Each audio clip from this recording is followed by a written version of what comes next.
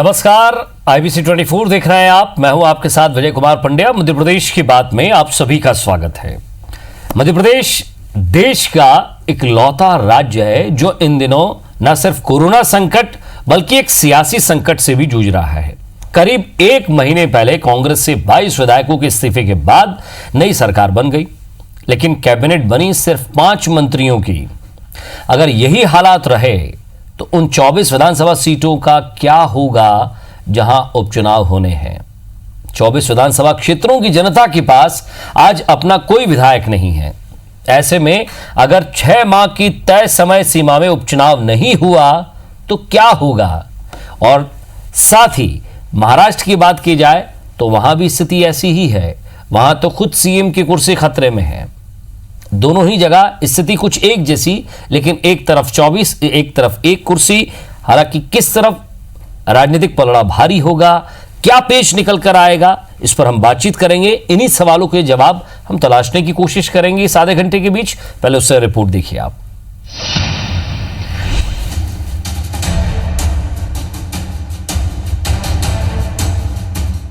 ज्योतिरादित्य सिंधिया का जो चेहरा मध्य प्रदेश में कांग्रेस की सरकार बनाने में शामिल था, वो अब बीजेपी में शामिल हो गया है। देखते ही देखते सिंधिया समर्थकों ने भी पाला बदल लिया। 22 विधायक एक साथ अपनी विधायकी और अपनी पार्टी को छोड़कर बीजेपी में शामिल हो गए। यही वो घटनाक्रम था जिसके बाद कमलनाथ को अपनी सत्ता को छोड़ना पड़ा। शिवराज सिंह चौहान प्रदेश में नई बीजेपी सरकार में मुख्यमंत्री बने। मैं विधि द्वारा स्थापित भारत के संविधान के प्रति सच्ची श्रद्धा और निष्ठा रखूंगा। कुछ ही दिनों में 5 मंत्रियों की शपथ भी दिलाई गई। मैं गोविंद सिंह राजपूत ईश्वर की शपथ देता हूं। लेकिन बड़ा सवाल ये कि क्या कोरोना के बढ़ते संक्रमण के बीच 22 विधायक एक बार फिर चुनाव जीत सकेंगे? क्योंकि इस वक्त जहां देश भर में कोरोना संक्रमण फैला हुआ है और कोरोना से जंग जीतने की तारीख भी नहीं बताई जा सकती, तब विधायकों के इस्तीफे से खाली हुई विधानसभा सीटों में 6 माह के भीतर उपचुनाव की तारीख भी धीरे धीरे नजदीक आती जा रही है। विधानसभा सीटों पर दोबारा चुनाव होने, वर्तमान में वो चुनाव होते संभव दिख नहीं रहे। ऐसे में एक क्राइसिस उत्पन्न हो जाएगा, क्योंकि वर्तमान सरकार का रहना या न रहना उन 22 विधायकों के जो दोबारा चुनाव होने हैं उनके नतीजों पर निर्भर करेगा। इस बीच आइए आपको एक तस्वीर दिखाते हैं। तस्वीर है सांवेर की, जहां तुलसी सिलावट लोगों के घरों में सैनिटाइजेशन कर रहे हैं। क्या एक सियासी मजबूरी भी है? तुलसी सिलावट कोरोना के बहाने अपने मतदाताओं के करीब भी जाना चाहते हैं। वो जानते हैं कि अगर इस वक्त उन्होंने अपने मतदाताओं का साथ छोड़ा तो शायद भोपाल का उनका सफर मुश्किल भरा हो सकता है। और ऐसे ही हालात कांग्रेस छोड़ बीजेपी का दामन थामने वाले 22 पूर्व विधायकों के साथ भी हैं। उसे भी मंत्रिमंडल में मंत्री के तौर पर नियुक्त किया जा सकता है, लेकिन उसमें एक बार लगाया है कि 6 माह में उसे सदन का सदस्य होना होगा। तो ये 6 माह के लिए एक इमरजेंट सिचुएशन का प्रावधान है, और 6 माह में यदि वो सदस्य निर्वाचित नहीं होता है उसका मंत्री पद समाप्त हो जाएगा। देखिए, जो रिप्रेजेंटेशन ऑफ पीपल एक्ट है 1951 का, उसमें इलेक्शन को आगे बढ़ाने के प्रावधान तो हैं, लेकिन जैसे अभी 2 मंत्री बनाए गए हैं, इनके लिए संविधान में ये बाध्यता है। जो हमारा संविधान का अनुच्छेद 164(4) है, उसमें ये स्पष्ट प्रावधान है कि 6 महीने से ज़्यादा बिना चुनाव के मंत्री नहीं रह सकता। हालांकि कोरोना काल की राष्ट्रीय आपदा घोषित होने के बाद भी मध्य प्रदेश में हुई सत्ता की लड़ाई और फिर सत्ता का परिवर्तन अब कोरोना से जूझते मध्य प्रदेश में लंबे बहस का सबब बनता जा रहा है। लेकिन अब प्रदेश अतीत को छोड़कर भविष्य में देख रहा है। कोरोना संकट काल में नजदीक आती उपचुनाव की समय सीमा सियासी दलों के दिलों की भी धड़कनें खूब बढ़ा रही हैं। विजेंद्र पांडे, IBC 24, जबलपुर। तो एक तरफ महाराष्ट्र में सीएम की कुर्सी पर थोड़ा सा खतरा मंडरा रहा है, तो दूसरी तरफ यहां भी सरकार को लेकर पसुपेश है। कैसे रास्ता निकलेगा? एक तरफ कोरोना का संकट है, दूसरी तरफ सियासी संकट है। इस संकट से जूझते हुए कैसे मुख्यमंत्री शिवराज सिंह चौहान अपनी ये राजनीतिक नैया पार लगाएंगे और क्या विकल्प हो सकते हैं, उस पर हम बातचीत करेंगे। देवेंद्र वर्मा साहब पूर्व प्रमुख सचिव हैं छत्तीसगढ़ के, वो हमारे साथ जुड़ रहे हैं विधानसभा के। देवेंद्र वर्मा साहब, बहुत बहुत स्वागत आपका। और नमन नागरथ साहब, पूर्व अतिरिक्त महाधिवक्ता रहे मध्य प्रदेश के, वो भी हमारे साथ जुड़ गए हैं, उनसे भी हम बातचीत करेंगे। सबसे पहले तो मैं देवेंद्र वर्मा साहब, मैं नागरथ साहब के पास जाऊंगा, लेकिन आपको यहाँ से क्या स्थिति दिख रही है? क्या वाकई इस पूरी स्थिति में बीजेपी के पास, शिवराज सिंह चौहान के पास अभी भी फ्रंट फुट बचा है, या कोई और तरीका निकालना पड़ेगा, या फिर उपचुनाव ही एक तरीका है, या फिर चुनाव आयोग की इसमें कोई भूमिका है? किस तरह समझें इसको?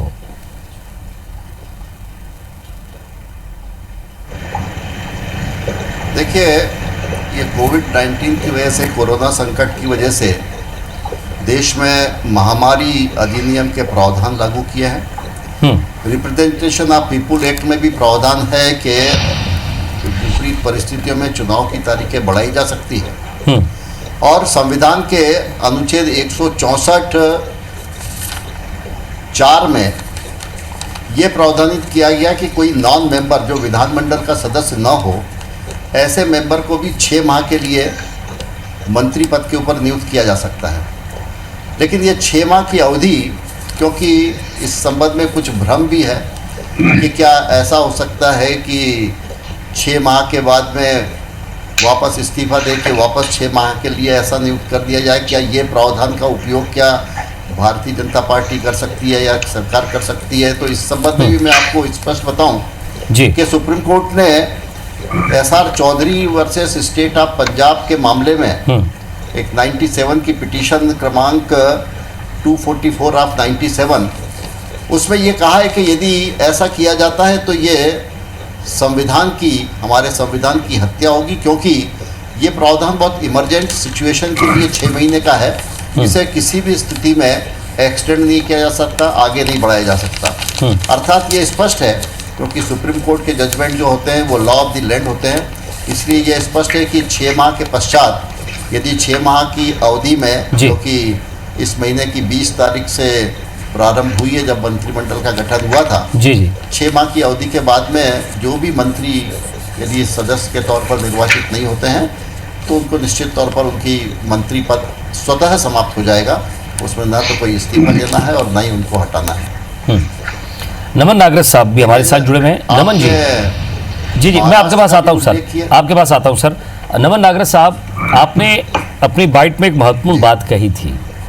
क्या आपको लग रहा है कि चुनाव आयोग के पास जाने से या चुनाव आयोग के पास वो बात रखने से कोई हल निकलता नजर आता है?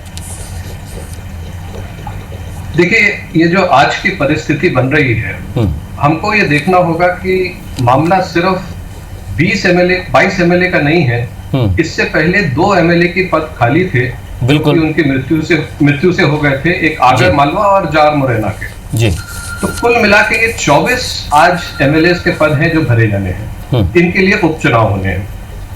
अब इसमें जो कानूनी प्रावधान ये है, जो धारा 151A है, जो रिप्रेजेंटेशन ऑफ पीपल्स एक्ट का, वो ये कहता है कि पद रिक्त होने पे इस पद के लिए जो बाय इलेक्शन है उसको निश्चित 6 माह की अवधि में कराया जाएगा। लेकिन इसके साथ इसमें एक क्लॉज भी है जो कहता है कि अगर इलेक्शन कमीशन उचित पाता है तो वो कंसल्ट करेगा सेंट्रल गवर्नमेंट से कि हमको ये समयावधि जो है इसका पालन करना मुश्किल और असंभव हो रहा है, जो कि फिलहाल असंभव है क्या मध्य प्रदेश में? क्योंकि मध्य प्रदेश में 3 हॉट स्पॉट हैं, भोपाल, इंदौर और उज्जैन। देखिए, मेरा मानना है कि कोविड की परिस्थिति जो एक वैश्विक महामारी बन गई है, इससे ज्यादा कोई जेन्युइन आधार नहीं हो सकता, और इस चीज को कोई राजनीतिक दृष्टिकोण से या चश्मे से नहीं देख सकता है। इसको आपको सामाजिक और जुडिशियल और लीगल एंगल से इसी पर मैं नमन जी इसी पर मैं देवेंद्र वर्मा साहब से पूछता हूं, क्या चुनाव आयोग ये बात कह सकता है केंद्र से कि साहब हमें थोड़ी अवधि चाहिए, अभी फिलहाल चुनाव संभव नहीं है क्योंकि एक विशेष परिस्थिति है? देखिए, चुनाव आयोग एक स्वायत्त संस्था है उसके ऊपर केंद्र सरकार का किसी प्रकार का कोई नियंत्रण नहीं है। और चुनाव आयोग स्वतः ये परीक्षण करता है, ये आकलन करता है कि चुनाव वास्तव में कराए जा सकते हैं अथवा नहीं कराए जा सकते हैं। और यदि चुनाव आयोग को ऐसा प्रतीत होगा कि वर्तमान परिस्थिति में, जैसा कि आपने बताया और जैसा कि हम सब जानते हैं, कोरोना के कारण कोरोना के 3 हॉटस्पॉट मध्य प्रदेश में, मध्य प्रदेश उन 10 राज्यों में जो सबसे अधिक प्रभावित है कोरोना से।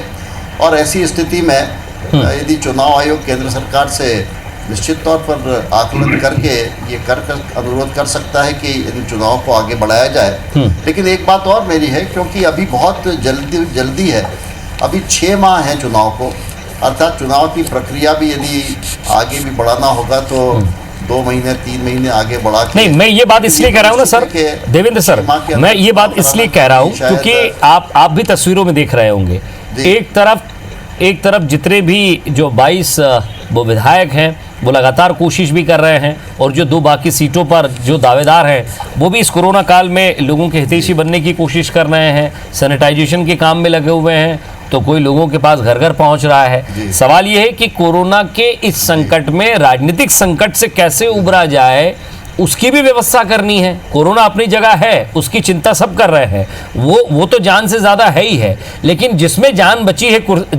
बसी है कुर्सी, उसकी चिंता भी उतनी ज़रूरी है। हाँ, तो एक्चुअली राजनीतिक संकट तो स्वयं उत्पन्न किया हुआ राजनीतिक संकट है। तो अब जब स्वयं उत्पन्न किया हुआ राजनीतिक संकट है तो उसके परिणाम तो सभी को भुगतने भी होंगे और सब उनका सामना भी सबको एक साथ करना पड़ेगा, चाहे जो भी हो, चाहे ये 24 कॉन्स्टिट्यूंसी जो हैं, इसके जो भी दावेदार हैं, 22 तो यही हैं जो इस्तीफ़ा दिया हुआ है। निश्चित तौर पर ये प्रयास करेंगे कि इन बाई इलेक्शन में ये निर्वाचित होकर आएँ।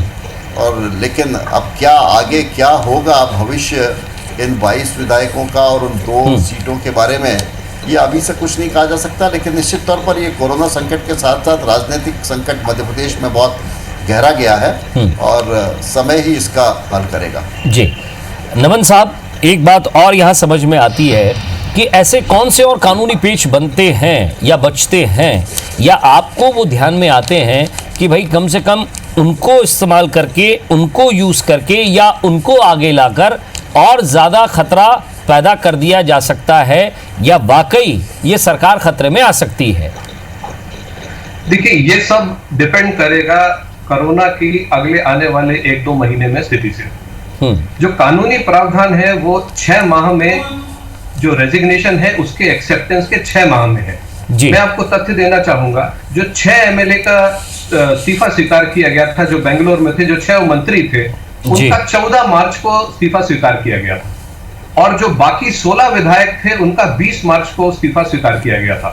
तो इस हिसाब से देखें, 15 से 20 सितंबर के बीच में 6 माह की अवधि खत्म होती है, जिसके अंदर चुनाव आयोग को इसका चुनाव कराना है। जी, 6 में से अभी फिलहाल 2 मंत्री हैं। हाँ, इनमें से मंत्री ना, चुनाव कराने का मतलब है कि चुनाव प्रक्रिया शुरू होके नतीजे डिक्लेयर करके उनका विजयी होने का नोटिफिकेशन जारी करना, और ये सब जो है 15 से 20 सितंबर के बीच में अगर 6 माह की अवधि ले तो किया जाना जरूरी है। और इसका मतलब ये हो गया, अगर हम पीछे चले तो कम से कम अगस्त तक अगर कोरोना की परिस्थिति नहीं सुधरती जी, तो मेरी समझ से इलेक्शन कमीशन को, सेंट्रल गवर्नमेंट को अप्रोच करना पड़ेगा और उनसे कंसल्ट करके अगर इलेक्शन कमीशन सर्टिफाई करेगा कि हमको ऐसी परिस्थिति में आज कोरोना के रहते हमको चुनाव कराना और लोगों की भागीदारी और लोगों की भीड़ इकट्ठा कराना उचित नहीं है, तो इस 6 माह की छूट से छूट पाया जा सकता है। दूसरी मैं एक बात और कहना चाहूंगा जी, जैसे ही अपने देश में लॉकडाउन का संकट चालू हुआ, सुप्रीम कोर्ट ने एक आदेश पारित किया, सुमोटो स्वयं आदेश पारित किया। उन्होंने कहा, सुप्रीम कोर्ट ने आर्टिकल 141, 142 के अंतर्गत सुप्रीम कोर्ट ने कहा कि जिन जिन प्रकरणों में लिमिटेशन खत्म हो रहा है केस फाइल करने का या अपील पेश करने का लॉकडाउन के कारण, उसको हम बढ़ाते हैं। मतलब अगर अपील पेश करने का समय 30 दिन या 60 दिन या 90 दिन था, और अगर वो 20-22 तारीख लॉकडाउन के बाद खत्म हो रहा था, जो आज अभी चल रहा है, तो सुप्रीम कोर्ट ने आर्टिकल 141 और 42 के अंतर्गत वो लिमिटेशन एक्ट की वो अवधि को आगे बढ़ा दिया है आगामी आदेश तक। तो लेकिन मेरी पूर्व समझ सरकार की में- तरफ से सर एक पिटीशन लगाई गई थी जो खारिज हो चुकी है, जिसमें राज्यपाल की शक्तियों का भी विवरण किया गया था। देखिए, राज्यपाल की शक्तियों को फ्लोर टेस्ट के बारे में टेस्ट किया गया था। जी, बिल्कुल। यहाँ परिस्थिति बिल्कुल अलग है। यहाँ सवाल यह है कि क्या इलेक्शन कमीशन एमएलए का पद रिक्त होने के, इस्तीफा स्वीकार होने के 6 माह के अंदर चुनाव करवा पा रहा है कि नहीं। अगर ऐसी परिस्थिति है कि नहीं करवा पा रहा, तो इलेक्शन कमीशन को स्वयं पावर है कि सेंट्रल गवर्नमेंट को अप्रोच करे और 151A(b) में सेंट्रल गवर्नमेंट के साथ वो एक सर्टिफिकेट जारी कर सकते हैं कि इस परिस्थिति में संभव नहीं है और समय बढ़ाया जा सकता है। और अगर ये भी ना हो तो मेरा मानना है कि सुप्रीम कोर्ट के पास पर्याप्त पावर है, जैसा उन्होंने हर मामले में लिमिटेशन को बढ़ाया है केस फाइल करने का, अपील फाइल करने का, सुप्रीम कोर्ट इस प्रावधान से भी छूट दे सकता है। यानी न्यायालय का भी एक रास्ता निकलता है इससे। मैं ये समझू रमन जी, क्योंकि इसे एक ये बहुत एक क्लिष्ट बात हो जाएगी, जनता की भी समझ में आ जाए, क्योंकि हम लोग तो यहाँ डिबेट कर ही रहे हैं, समझ रहे हैं, लेकिन जनता भी समझ जाए, और वो लोग जिनका राजनीतिक भविष्य और संकट है, हालांकि वो अपने वकीलों से चर्चा जरूर कर रहे होंगे, लेकिन आपके पास जो अनुभव है शायद उस अनुभव का भी लाभ ले लें कि कम से कम एक रास्ता और बचता है सुप्रीम कोर्ट का। और वो मेरा मानना है कि वो रास्ता तब कोई इख्तियार करेगा जब ये मामला पॉलिटिकल रूप ले लेगा। जब आरोप प्रत्यारोप लगेंगे कि किसी कारणवश चुनाव नहीं कराए जा रहे हैं, जानबूझ के टाला जा रहा है किसी भी पार्टी की तरफ से, तब मुझे लगता है कि किसी ना किसी को सुप्रीम कोर्ट अप्रोच करना पड़ेगा और सुप्रीम कोर्ट से या तो डायरेक्शन मिलेगा चुनाव कराने का, या सुप्रीम कोर्ट अगर पाएगा कि कोरोना की परिस्थिति अभी भी चल रही है और चुनाव कराना ठीक नहीं है, इसलिए सुप्रीम कोर्ट उस अवधि को बढ़ा सकता है 6 माह की अवधि। क्या इसमें ये चीज भी निकल कर सामने आ सकती है नमन जी, कि इसमें कुछ चरण हो जाए, यानी कि जो जहां से 24 सीटें हैं, जैसे ग्रीन जोन है, रेड जोन है और ऑरेंज जोन है, क्या जोन के हिसाब से चरण हो जाए कि पहले यहां निपटा लिया जाए, वहां अगर स्थिति सुधरती है तो बाद में, या फिर एक पूरी लिस्ट एक साथ आएगी, या ये एक ही चरणबद्ध होगा, इसमें बाकी और स्टेप की जरूरत नहीं, ऐसी कुछ स्थिति बनती है? देखिए, ऐसी कोई रोक नहीं है कि एक साथ या अलग अलग नहीं कराए जा सकते, लेकिन अगर कुछ जिलों में अगर हॉटस्पॉट या लॉकडाउन या रिस्ट्रिक्शन लागू है, तो ऐसे में ना तो चुनाव प्रचार अलाउ किया जाएगा, ना लोगों का इकट्ठा होना अलाउ किया जाएगा, ना वोटिंग के लिए जो जन संसाधन इकट्ठे करने हैं सरकार को, ना वो हो पाएंगे। तो ऐसी परिस्थिति में मेरी समझ से आने वाले 2-3 महीने तय करेंगे, क्योंकि समय 6 माह का है जी। लेकिन उन 2 मंत्रियों के पास सितंबर तक का ही टाइम है। देखिए, जो रास्ता बाकी एमएलएस को चुनाव कराने के लिए प्रतिबद्धता है 6 माह की कानून में, वही लागू होगी इन मंत्रियों के 6 माह में चुनाव न होने के परिणाम की जी। उनका कॉन्सिक्वेंस क्या होगा? मान लीजिए चुनाव नहीं हो पाता है और अगर सुप्रीम कोर्ट या इलेक्शन कमीशन इस 6 माह की अवधि को 2 या 3 माह के लिए बढ़ाता है, तो जाहिर है इस बढ़ाई हुई अवधि के साथ ही उन मंत्रियों का भी जो चुनाव नहीं हो पाया है उनको भी राहत मिलेगी। ऐसा नहीं हो सकता कि कोई सिर्फ मंत्री बन गया है इसलिए वो अपात्र हो जाएगा और कानूनी प्रावधान एक ही है। मैं जरा देवेंद्र जी से भी इस मामले में पूछता हूं, क्योंकि ये इस तरह के संकट जब आते हैं, जब एक मेडिकल इमरजेंसी ऑलरेडी भारत में सफर कर रही है, उससे लोग सफर कर रहे हैं और परेशान भी हैं, देवेंद्र वर्मा साहब, क्या वाकई चरण की तरफ हम जा सकते हैं? और दूसरा, फायदे और नुकसान की भी मैं बात करूंगा। राजनीतिक जो माइलेज है, यहाँ जो बढ़त है, वो यहाँ किसको मिलती दिखती हुई? क्योंकि सत्ता में हैं आप, तो सत्ताधीन विधायक घूमता मिल जाएगा आपको, पुलिस रोकेगी नहीं। मैं आरोप नहीं लगा रहा हूं, लेकिन ऐसा हो सकता है, क्योंकि हम जब खबरें चलाते हैं और देखते हैं तो समझते हैं। जैसे आज मंत्री जी ने सैनिटाइजेशन किया, खुद कमान संभाल ली। मैं सवाल ये कर रहा हूं कि जनता के बीच उनके मन में घर करने का समय जो मिल रहा है, शायद वो सत्ता में जो बैठे हैं उन लोगों को जरूर मिलेगा।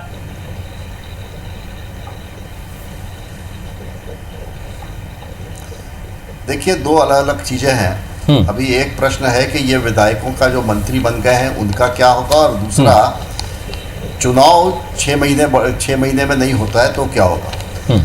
जो मंत्री बन गए हैं, ये तो कॉन्स्टिट्यूशनल प्रोविजन है, कॉन्स्टिट्यूशन में ये प्रावधान है कि 6 महीने से अधिक नहीं रह सकते हैं। सुप्रीम कोर्ट के जजमेंट है, इसलिए उनकी अवधि में किसी प्रकार की वृद्धि नहीं की जा सकती। वो तो 6 महीने यानी कि 6 ही महीने रहेगा, उसमें किसी कोई सबॉर्डिनेट लॉ नहीं है, that is a constitutional law. और कॉन्स्टिट्यूशन में है, इसलिए उनकी तो अवधि 6 माह में पूरी हो जाएगी और 6 माह के बाद में उनको अपने आप वो मंत्री नहीं रहेंगे। दूसरा, निर्वाचन जहाँ तक कराने का प्रश्न है, इलेक्शन लॉ में ये प्रावधानित है कि यदि कोई सीट खाली होती है तो रिक्त होने के तिथि से 6 माह के अंदर उसके निर्वाचन कराए जाएंगे। अब ऐसी जो सिचुएशन, जो ऐसी इमरजेंट सिचुएशन आ जाती है, इस इमरजेंट सिचुएशन के संबंध में चुनाव की तिथियों को बढ़ाने का भी प्रावधान है। और इलेक्शन लॉ, इलेक्शन कमीशन एक कॉन्स्टिट्यूशनल इंडिपेंडेंट बॉडी है, उसके ऊपर किसी का हस्तक्षेप नहीं है, उसके ऊपर किसी का अधिकार नहीं है, उसको कोई डायरेक्ट नहीं कर सकता और वो स्वयं अपने स्वतः निर्णय लेती है। और जो वो निर्णय लेगी उसको किसी प्रकार से मेरे ख्याल से चैलेंज भी नहीं किया जा सकता, क्योंकि इलेक्शन कमीशन को, चुनाव इलेक्शन कमीशन को कराना है, चुनाव जुडिशरी को या एग्जीक्यूटिव को नहीं कराना है। और इसलिए चुनाव आयोग का जो निर्णय होगा चुनाव कराने के संबंध में, कोरोना की वजह से या दूसरी परिस्थितियों की वजह से, वो चुनाव आयोग ही निर्णय लेगा। चुनाव आयोग को ये अधिकार है कि क्या महाराष्ट्र वाली स्थिति यहाँ हो सकती है क्या सर? मैं भी समझने की कोशिश करूंगा और जनता को समझाने की कोशिश कीजिएगा। मनोनीत सदस्यों का कोई लफड़ा, कोई मामला यहाँ बैठ फिर सकता है क्या? क्योंकि अभी फिलहाल उस पर भी हम देखेंगे, क्योंकि अभी ज्यादा वक्त उनका भी नहीं हुआ है। नहीं, मैं बताता हूँ आपको। एक्चुअली महाराष्ट्र और मध्य प्रदेश, ये दोनों बिल्कुल अलग प्रावधान है। हाँ। महाराष्ट्र में विधानमंडल 2 सदनों का है, विधानसभा और विधान परिषद। अभी जो महाराष्ट्र में चल रहा है, महाराष्ट्र में विधान परिषद में केवल जो राज्यपाल के द्वारा मनोनीत सदस्यों वाला प्रावधान है, जैसा पूर्व में उत्तर प्रदेश में भी हुआ, पूर्व में आंध्र प्रदेश में भी हुआ और भी कई राज्यों में हुआ कि जब कोई ऐसा सदस्य है जो हाउस का मेंबर नहीं है, यदि वो मुख्यमंत्री बन गया या मंत्री बन गया, जैसा कि लोकसभा अपना जेटली जी के लिए हो, चुनाव नहीं हुए तो राज्यसभा में उनको नॉमिनेट किया गया। लेकिन ये जो नॉमिनेशन वाला है वो तो इलेक्शन वाला था। महाराष्ट्र में ये इलेक्शन वाला नहीं है, क्योंकि काउंसिल के इलेक्शन पे भी रोक लगी हुई है, राज्यसभा के इलेक्शन पे भी रोक। उनके लिए तो सर मुसीबत ज्यादा है। दोनों में से दोनों परिषद में से किसी में भी एक का सदस्य बनना जरूरी हो गया।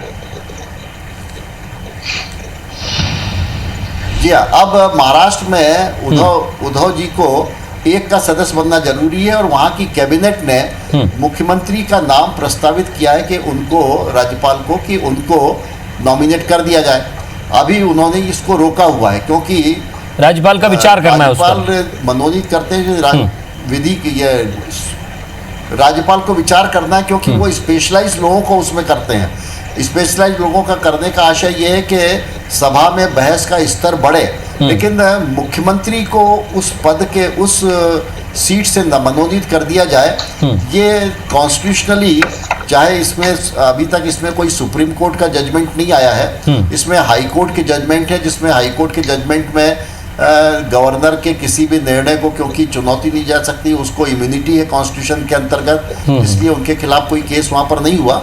लेकिन वो वहाँ पर अभी इसीलिए उहापोह की स्थिति है। और आज तो उद्धव जी ने मोदी जी से चर्चा भी की है, प्रधानमंत्री से, कि वो उसको इंटरव्यू करें, लेकिन अब वो कितना इंटरव्यू कर सकते हैं ये कोई वो उसे एक राजनीतिक भाषा में कहते हैं सर कि उनके स्व विवेक पर निर्भर करता है।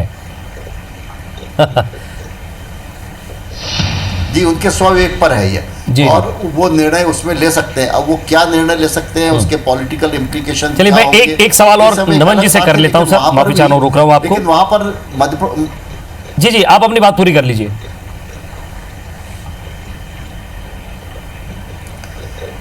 मैं ये कह रहा था कि वहाँ की स्थिति डिफरेंट है। वहाँ पर मुख्यमंत्री के लिए प्रश्न ये है कि काउंसिल से उनको नॉमिनेट किया जा सकता है या नहीं किया जा सकता, तो वो वहाँ पर उनके सरकार के हाथ की बात है, सरकार के ज्यूरिडिक्शन में है। लेकिन मध्य प्रदेश में ऐसा नहीं है। मध्य प्रदेश में इलेक्शन कमीशन के ज्यूरिडिक्शन में सारी स्थिति, सरकार के नियंत्रण में कुछ नहीं है, और इसलिए दोनों की तुलना हम नहीं कर सकते। दोनों डिफरेंट केसेस हैं, डिफरेंट केसेस हैं। चलिए नमन जी, इन डिफरेंट केसेस में आपको लग रहा है कि अभी बाजी किसी के हाथ में है, या फिर पूरा दारोमदार, या ये कहें कि जिसे हम लिखते समय एक पत्रकार की भाषा में कहते हैं कि गेंद अब जो है वो चुनाव आयोग के पाले में है? देखिए, मैंने शुरू में भी कहा था कि ये जो समस्या है इसको दो तरीके से देखा जा सकता है। या तो आप इसको राजनीतिक चश्मे से देखेंगे या आप इसको सामाजिक और लीगल इशू के तौर पे देखेंगे। अगर आप इसको एक पॉलिटिकल इशू मानते हो कि चुनाव नहीं हो रहे हैं, और अगर कोई कहता है कोरोना का एक बहाना है इसके कारण चुनाव नहीं हो रहे हैं, तो परिस्थिति एकदम अलग हो जाती है। लेकिन अगर कोरोना की जो परिस्थिति बन रही है, जो आज एक जेन्युइन थ्रेट है, समाज पे एक थ्रेट है, उसके कारण मध्य प्रदेश की परिस्थिति एकदम अलग है। और 6 महीने का समय, जैसे मैंने आपसे कहा, 15 से 20 सितंबर तक अभी उपलब्ध है मेरे पास, और आने वाले 2-3 महीने तय करेंगे कि ये चुनाव हो पाएंगे कि नहीं, और ये जो 6 माह की अवधि है ये बढ़ाई जा सकेगी कि नहीं। और हाँ, जो मंत्री पद है, जो मंत्री पद अभी धारण किए 2 लोग हैं, उनके लिए संबंध में, जैसा कि मेरे साथी भी कह रहे थे, कि उनके संबंध में जरूर एक मुद्दा उठेगा कि वो एक संवैधानिक प्रावधान है जिसमें कि 6 महीने, चलिए, पर समय है सर, कुछ समय जरूर है और समय का इंतजार भी करें, और लगभग हम भी यही सोचते हैं कि जल्द से जल्द इस कोरोना के संकट से मुक्ति मिले, और उन लोगों को जिनको चुनाव लड़ना है उनको भी राजनीतिक संकट से मुक्ति मिले, और फिर देखें कि इस राजनीति में कहाँ कितना उछाल है चुनाव में। बहुत बहुत शुक्रिया आप दोनों का, देवेंद्र वर्मा साहब और नमन नागरथ साहब, आपका भी हमारे साथ जुड़ने के लिए और बातचीत के लिए। लेकिन कुछ प्रतिक्रियाएं आई हैं। मध्य प्रदेश में जिन 24 विधानसभा क्षेत्रों में उपचुनाव हो रहा है, हमने उन इलाकों के लोगों से बातचीत की और जानने की कोशिश की कि बिना जनप्रतिनिधि के वे कैसा महसूस कर रहे हैं। जरा ये सुनिए, आपको छोड़ जाते हैं इन्हीं खबरों के साथ। मैंने ओपीएस भदौरिया को वोट दिया था। विधायक जी ने कोई काम नहीं किया है। उम्मीदें तो बहुत लगाई थी, जिस वजह से उनको हम लोगों ने विधायक बनाया था, बट वो अपने उस काम में नहीं आएगा। वो चाहता है कि कुछ मेरी तरक्की होगी, कुछ बनेगा, और कुछ देखते हैं तो उनके पास जाते हैं, कोई सुनवाई होती नहीं है। नाली का अभी तक कोई समाधान ही नहीं हुआ है। नाली देखिए आप। चूंकि विधायक नहीं है तो कई समस्याएं आ रही हैं। प्रशासनिक लोग अपनी मन की कर रहे हैं, जैसे जो प्रशासनिक अमला अपनी मनमानी कर रहा है और उन पर कोई अंकुश लगाने वाला नहीं है। सभी अपनी अपनी मनमानी कर रहे हैं। सीवर लाइन का था, वो सीवर लाइन अधूरी पड़ी है, सो 10 की 10 पड़ी है। हमारे यहाँ उपचुनाव हुआ अभी होना है, तो समस्या तो इस समय बहुत ज़्यादा है। विधायक जो थे चुने गए थे वे कांग्रेस और बीजेपी में शामिल हो गए हैं। जनप्रतिनिधियों की जरूरत इस समय में बहुत है और आम जनता परेशान है। लॉकडाउन चल रहा है। क्षेत्र की जनता को जनप्रतिनिधि का कोई लाभ नहीं मिल पा रहा है। यदि मान लो विधायक हो, खेती विधायकों से काम करवाती थी, कोई जन समस्या थी तो किसके पास लेकर जाए।